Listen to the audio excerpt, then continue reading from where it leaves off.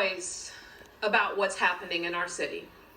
You see it in the headlines, often in the right-wing media. They love to talk about San Francisco, don't they? I know it's challenging with all that noise to really understand what's happening. Welcome back to Unfiltered. San Francisco's mayor now blaming what she calls right-wing media for inflating the crime problem in her city. And on the East Coast, polling shows 40% of residents are desperate to leave New York. Here to break down exactly why this is happening is California resident and Fox News contributor, my friend Leo Terrell. Leo, thanks for spending some time with us. Leo, I read this story in the Wall Street Journal this week. San Francisco apparently was so preoccupied with boycotting conservative states around the country that they can't now procure stuff to even fix things in their city because they boycotted everything. I mean, what's it going to take for liberals to wake up and realize they voted for this stupidity? It's not going to happen, Dan. And I'm telling you, I'm so glad to be on your show because I'm telling you right now, I listen to you on radio, watch you on TV. You're a truth teller. I'll tell you right now, the reason why people will not wake up in San Francisco is because the left-wing media protects San Francisco and California. I live here. There is no coverage of telling the truth other than listening to you on radio.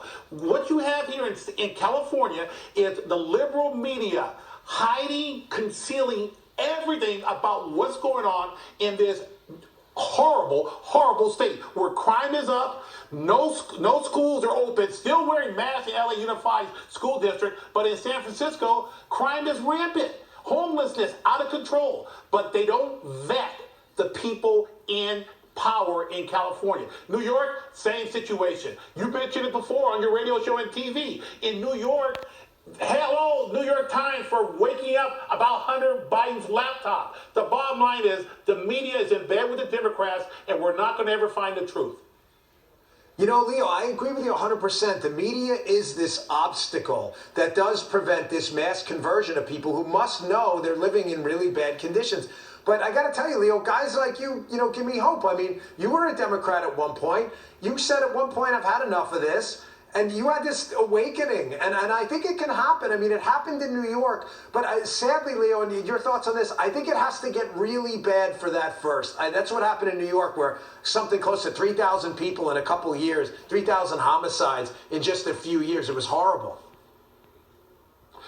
Dan, is terrible here. People are leaving the state. But I ask you to tell me how in the world a governor who was subject to a recall, Gavin Newsom, disgrace, is going to be a shoo-in for re-election.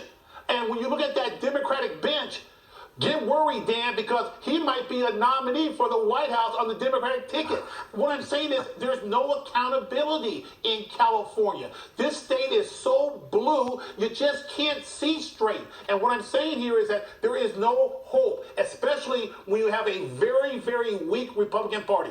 The Democrats are in charge. We got soft prosecutors in California, in San Francisco, in Los Angeles. And right now, it is bleak and dim. There's really very little hope here.